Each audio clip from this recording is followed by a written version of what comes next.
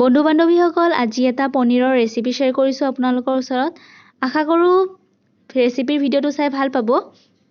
মই বনোৱাৰ দৰে আপোনালোকে খাই পাইছেনে যদি খাই পোৱা নাই তেনেহলে এবাৰ নিশ্চয় ট্ৰাই কৰি চাব এতিয়া ভিডিওটো আৰম্ভ কৰো আহক আৰু তাৰ আগতে যদি মোৰ চেনেলটো আপোনালোকে সাবস্ক্ৰাইব কৰা নাই তেনেহলে সাবস্ক্ৰাইব কৰি লব আৰু কাষতে থকা বেল আইকনটো দবাই দিব এতিয়া ভিডিওটোৰ মাজলৈ যাও আহক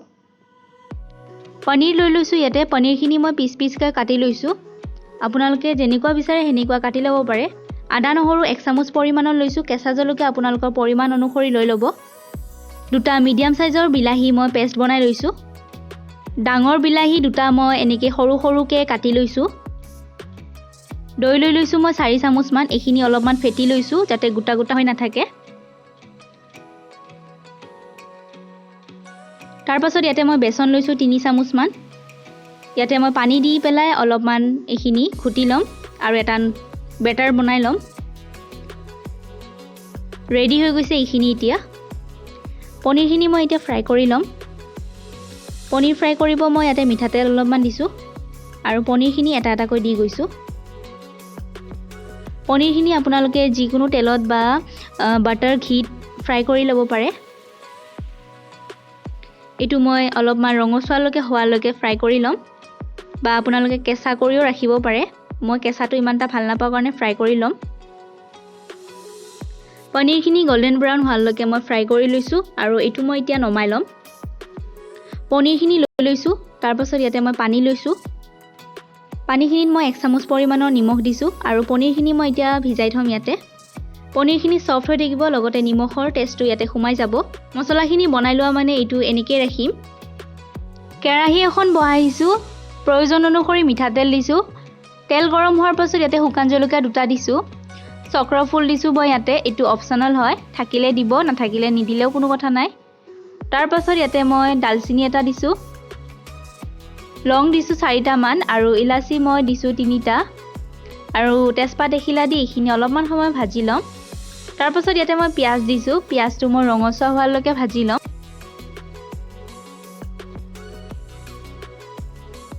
পিয়াজখিনি 3 মিনিট মান ভাজাৰ পাছত মই ইয়াতে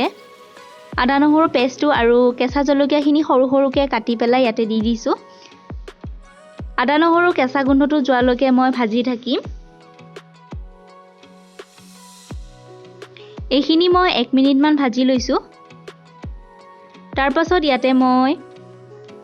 বিলাহীৰ পেষ্টটো দি দিম বিলাহীৰ পেষ্টটো দিয়াৰ পাছত মই এটো অলপমান সময় লৰাই লম তেলৰ লগত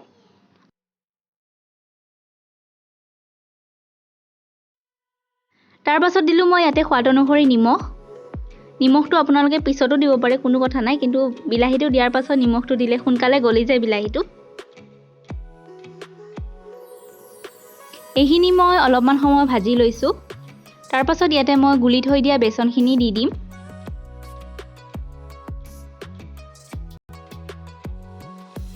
বেসনখিনি দি দিয়াৰ পাছত মই এইখিনি লৰাই লৈছো আৰু বেসনখিনি লাগিয়ে ধৰে কেৰাহীত সেই কাৰণে অলপমান মই পানী মিক্স কৰি ইয়াতে দি দিছো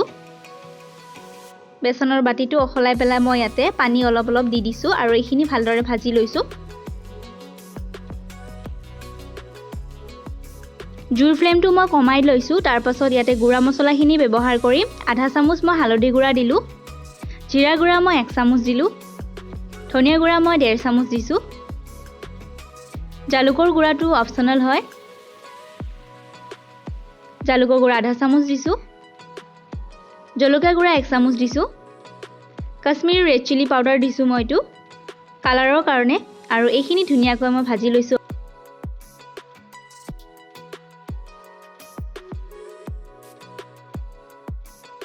এইখিনি 2 মিনিট মান মই ভাজি লৈছো তাৰ পাছত ইয়াতে মই গৰম মছলা 1 চামুচ দিছো ৰষ্ট কৰি লোৱা মই কসুৰী মেথি দিছো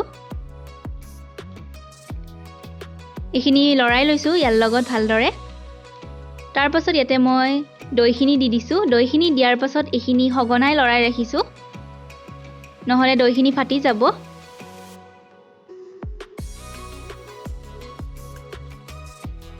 দৈখিনি দিয়াৰ পাছত মই এইখিনি 1 মিনিট মান ভালদৰে লৰাই ভাজি লৈছো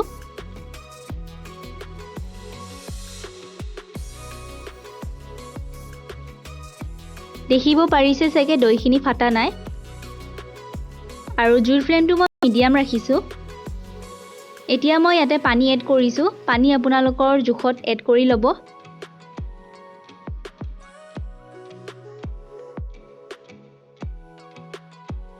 যিহেতু মই ইয়াতে দিছোঁ বেচন,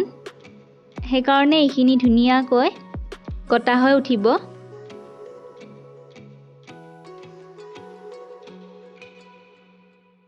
তাৰ পাছত মই ইয়াতে পনীৰখিনি দি দিছোঁ।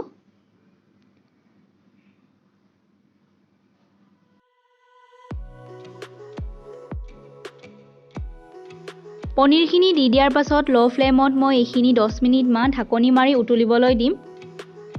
আৰু এতিয়া মই ঢাকনিখন মাৰি দিছোঁ। এইখিনি 10 মিনিটমান উতলি আছিলে। তাৰ পাছত ঢাকনিখন গুচাই দিছোঁ। গুচাই দি মই আকৌ ঢাকন মাৰি 1 মিনিটৰ কাৰণে এইটো হাই ফ্লেমত উতলিবলৈ দিম। এনেকুৱা খাই পোৱা নাই যদি এবাৰ নিশ্চয় ট্ৰাই কৰি চাব। এইটো এতিয়া মই নমাই ল'ম। নমোৱাৰ আগে আগে মই ইয়াতে ধনিয়া পাত দি দিম। ধনিয়া পাতখিনি দি পেলাই মই এইটো অলপমান লৰাই লৈছোঁ। তাৰ পাছত এইটো নমাব পৰা হৈ গৈছে। গ্ৰেভি খাব বিচাৰে যদি ইয়াত কৰি শুকাই ল'ব পাৰে অলপমান পানীটো। গেছ ষ্টভটো এতিয়া অফ কৰি দিম আৰু এইটো ছাৰ্ভ কৰিব পৰা হৈ গৈছে। ৰেচিপিটো চাই কেনেকুৱা পালে কমেণ্টত জনাবলৈ নাপাহৰিব। লগতে লাইক কৰি দিব, শ্বেয়াৰ কৰি দিব বন্ধু-বান্ধৱীৰ সৈতে। আৰু মোৰ চেনেলটো যদি আপুনি নতুন হয় তেনেহ'লে ছাবস্ক্ৰাইব কৰি দিব।